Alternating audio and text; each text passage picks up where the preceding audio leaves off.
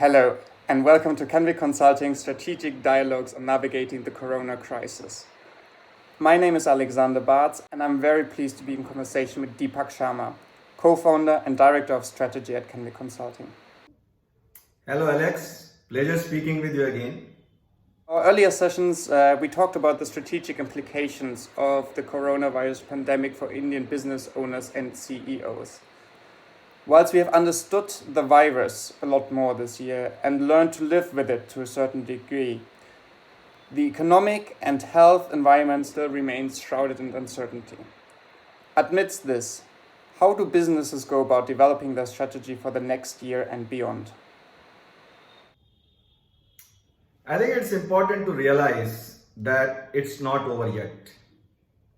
Given the dynamic nature of the situation we are in, businesses would do well to have an adaptive strategy when they are thinking for the year next and beyond. Now, let us look at the number of unknowns we still have.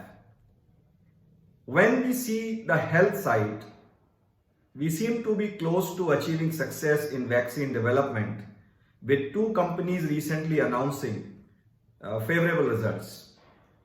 But the questions on logistics and longevity still remain. Similarly, on the economic recovery side, we see demand coming back on the back of festival season, but there are underlying risks because of inflation, continued stress on businesses, and a possibility of second wave in India. I mean, you can see the effects of a second wave currently in Europe, where lots of companies have ordered shutdowns and it's unclear what will happen for the rest of the winter. So what are the implications for business owners?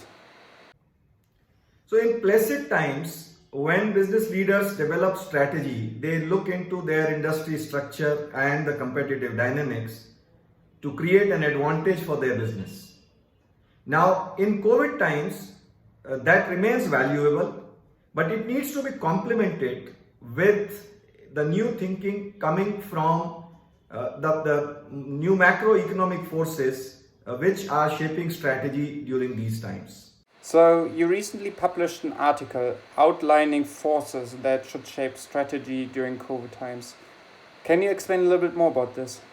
So based on our continuous research on the strategic implications of the coronavirus crisis, we have identified 5 new forces which are shaping strategy in the COVID time. Now, on one side, we have the progression of virus itself and the containment measures which are there to stop it. While on the other side, we have the actions businesses and the government are taking to respond to this crisis.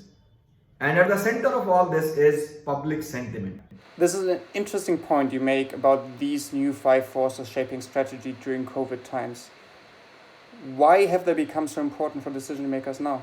So these 5 forces have become important for decision makers now because one, they help you see through the fog of uncertainty. Even after 8 months into the crisis, we are still not sure when is this going to end. Second, they provide you an early view of the emerging opportunities and challenges which are very vital to have an adaptive strategy. And finally, they help in monitoring COVID-induced behavior and help you keep a tab on which changes are going to stick and which are going to go away. Sounds like companies really need to start developing a clearer picture of the future. Can you give us a couple of concrete steps that business leaders can take in order to incorporate this thinking into their strategy? So there are a number of steps which leaders can take. 3 of them clearly stand out. First, leaders need to build a complete view of each force and its underlying drivers, which are specific to their business. Second, they must set up a mechanism to monitor the changes in these underlying drivers.